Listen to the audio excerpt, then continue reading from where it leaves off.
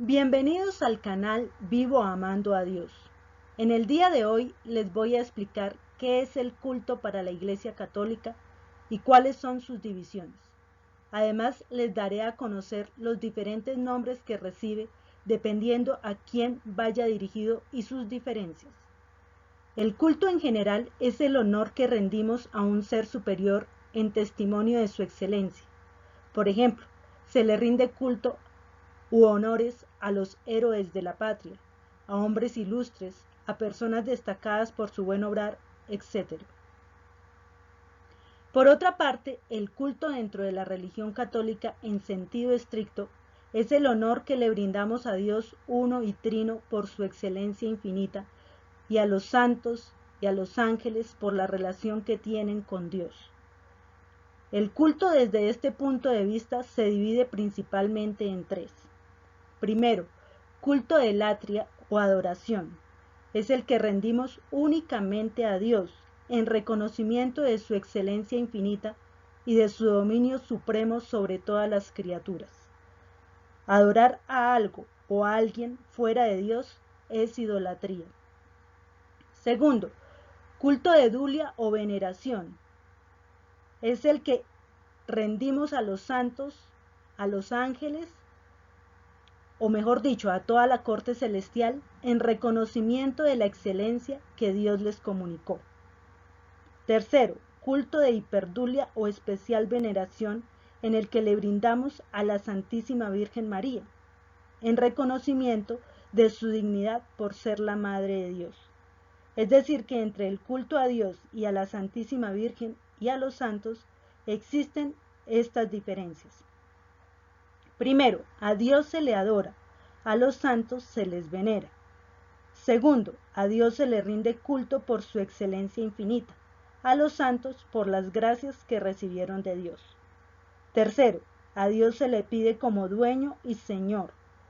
Cabe mencionar que Dios es el único que hace milagros, los santos interceden.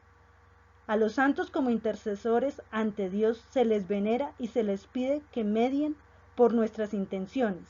En otras palabras, que hablen con Dios para que Él se apiade de nosotros y nos conceda lo que estamos pidiendo.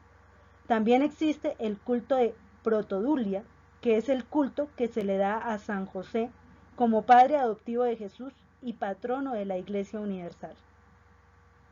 El culto y sus divisiones.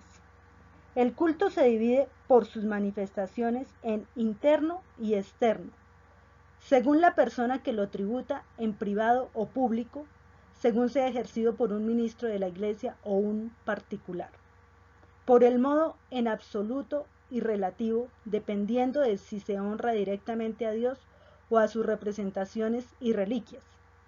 Es importante resaltar que el culto absoluto por excelencia lo brindamos cuando adoramos a Dios presente en la Eucaristía. En la Eucaristía honramos al mismo Dios encarnado y realmente presente. Es el primero que debemos saludar cuando entramos al templo mediante la genuflexión. Entramos a honrar al Ser Supremo, al Creador y Redentor. Quien no crea que Jesús está realmente presente en la Eucaristía no debe comulgar, porque se encuentra en pecado grave y comulgando comete sacrilegio. El culto es relativo cuando honramos a Dios por medio de una representación, por ejemplo, a Jesús en la cruz o a través de una imagen o reliquia. Cometen un error quienes entran a un templo y no hacen la reverencia mediante la genuflexión a Jesús sacramentado y van y se postran ante una imagen, o los que no oran frente al sagrario, pero duran horas en el templo frente a una imagen. Hay que honrar primero al amo y después al siervo. Los actos de culto a Dios son interiores, como la oración y la devoción. Esta última es la prontitud y generosidad en todo lo que se refiere al servicio de Dios. Los actos de culto a Dios exteriores son la adoración, el sacrificio y la oblación. La oblación se refiere al ofrecimiento que los fieles hacen a Dios de lo necesario para el culto y la sustentación de los ministros consagrados. Culto a María Santísima. Como ya lo había mencionado, se le rinde culto de hiperdulia o especial veneración, siendo ella una criatura, aunque sea la más elevada de todas, no se le puede rendir culto de adoración, pero se le debe honrar más que a las demás criaturas, por su título de Madre de Dios, sus privilegios, sus eminentes virtudes y los oficios de madre y mediadora que desempeña con nosotros. Cabe aclarar que según la Escritura, en la carta de San Pablo dice: uno es Dios y uno el mediador entre Dios y los hombres, Jesucristo. Primera de Timoteo 2:5. En este texto bíblico, la palabra mediador tiene doble sentido. Primero, significa redentor. En este sentido, solo es Jesucristo. Segundo, también significa intercesor, y en este sentido los santos son intercesores en cuanto ruegan a Dios por nosotros, no fundados en sus propios méritos, sino en los méritos de Cristo. Por eso San Pablo también nos dice: completo en mi carne lo que falta a los sacrificios de Cristo, a los sufrimientos de Cristo. Colosenses 1:24. Además, debemos recordar que la Iglesia es el cuerpo místico de Cristo, siendo Cristo su cabeza y todos nosotros sus miembros.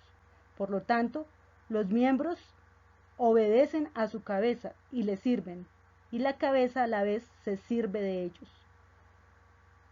Los invito a suscribirse, activar la campanita de notificaciones, dar me gusta, compartir y dejar algún comentario. Gracias por la atención prestada. Espero que el tema les sirva para su formación y crecimiento espiritual. Dios los bendiga y hasta una próxima ocasión.